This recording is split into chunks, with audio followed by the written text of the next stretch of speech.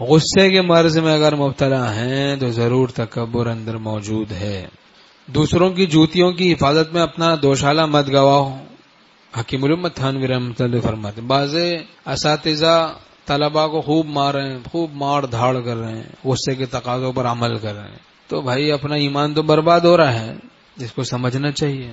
حدود شریعت سے تجاوز کر کے مار دھاڑیں، خوب غصے کے تقاضوں پر عمل کر رہے ہیں کہ ان کو آ جائے کچھ پڑھنا، اور جو اپنا پڑھا لکھا جو پڑھا ہے وہ سب بھول جائیں۔ حکیم الامت تھانوی رحمۃ اللہ فرماتے ہیں پڑھانا آپ کا کام ہے، آ جانا آپ کا کام نہیں۔ طالب علم کو آ جانا یہ آپ کا کام نہیں، غیر اختیاری ہے۔ غیر اختیاری کے پیچھے پڑھنے سے تشویش ہوتی ہے، غیر اختیاری کے در پہ ہونے سے تشویش ہوتی ہے، اور یہ تشویش پھر بندے اور اللہ کے درمیان میں حجاب ہے، تعلق مع اللہ سے محروم ہو جاتا ہے۔ تو ایسے ہی بعض پیر وہ اپنے موردین کی اصلاح میں غصے کے تقاضوں پر عمل کر رہے ہیں۔ دوسروں کی جوتیوں کی حفاظت میں اپنا دوشالہ نہیں گنوانا چاہیے۔ جب طبیعت میں اعتدال ہو پھر سمجھائے، اس وقت کہے، اگر ضرورت ہے تو مصنوعی غصہ پیدا کر کے کہہ لے۔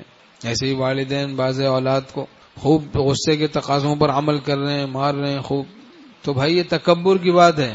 جب طبیعت میں اعتدال ہو پھر سوچے کہ کتنا کہنا چاہیے، اس وقت عقل ٹھیک ہوگی۔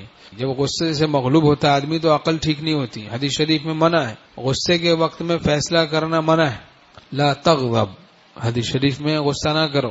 تو بہرحال غصہ ایمان کو ایسے خراب کر دیتا ہے جیسے ایلوا شہد کو حدیث شریف میں ہے، تو یہ ایمان خراب ہو جاتا ہے، کیفیات سب سلب ہو جاتی ہے، زندگی تلخ ہو جاتی ہے، دل بالکل اجڑ جاتا ہے۔ اکسیر غضب پرچہ بھی ایک تقسیم کرتے ہیں ہم، اس کو کوڈنگ کرائیں، جیب میں رکھیں، پڑھتے رہیں، روز انشاءاللہ فائدہ ہوگا۔ عمل کریں، صرف جیب میں رکھ کے پڑھ کے بازے بس فارغ ہو جاتے ہیں۔ صرف کانوں ہی تلک مت استفادہ کیجیے، زندگی تبدیل کرنے کا ارادہ کیجیے۔ ارادہ کریں ہم لوگ کہ زندگی تبدیل کرنی ہے، گناہوں سے بچنا ہے۔ گناہ ہو گیا وہ فوراً توبہ کرنا ہے۔ جب شدید غصہ آئے، شدید بدن نظری کے تقاضے ہوں، اس وقت پتہ چلتا ہے نفس کتنا میٹھا ہے۔ اگر تقاضوں پر عمل کر لیتا ہے تو علامت ہے کہ یہ محض اللہ والوں کا صحبت یافتہ ہے۔ اگر اس نے اٹھائی بھی صحبت تو فیض یافتہ نہیں۔ فیض یافتہ وہ ہے جو شدید غصے کے تقاضوں کے وقت، شدید بدن نظری کے تقاضوں کے وقت اپنے تقاضے کو اللہ کے لیے دبائے ہے، اسی سے وہ تقاضے نور بن جاتے ہیں۔